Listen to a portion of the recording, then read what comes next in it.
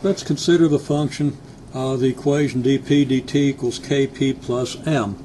Now this is of the form p prime plus p of t times p equals m, where this is little p of t and I've written it really little. We have to distinguish this p from this p. We could also write this in the form y prime plus p of t y equals m to be sure that we can relate to what's going on. This is first order linear equation. It's non-homogeneous. We've got m over here. Now this equation would correspond to an interest rate k and a money flow m. That is, we're putting money in at the rate of, say, m dollars per year. So the dp dt is automatically growing by m dollars per year, but also we're getting interest on p, whatever p happens to be. Now what do we do to solve this equation? We multiply both sides by e to the integral of p of t dt. Now what's our p of t function here? Well, it's the coefficient of p.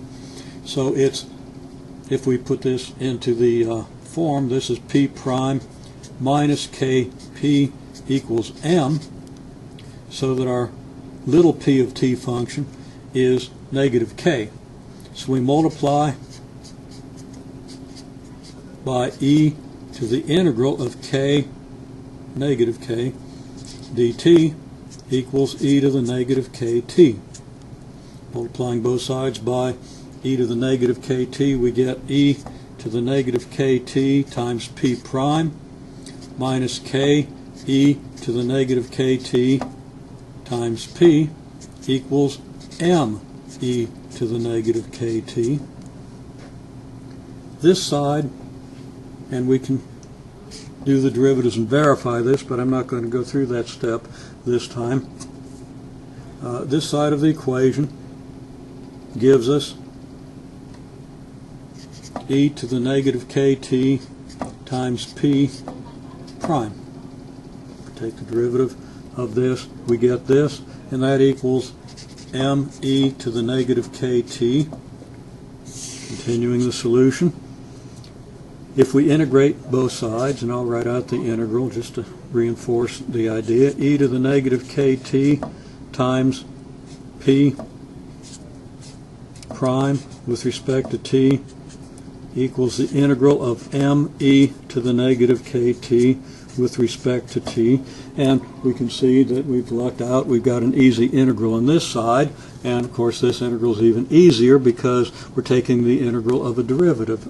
The integral of our derivative is e to the negative ktp, and the integral over here, which you can check out, is just negative m over k e to the negative kt, and it's a bad looking e.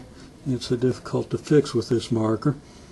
And we can add an integration constant over here, something we didn't do in previous examples.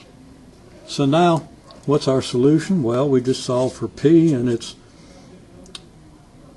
we're going to divide through by e to the negative kt. I don't want to write out all the algebra here for sake of time and so forth, but it's going to be negative m over k plus c e to the kt. And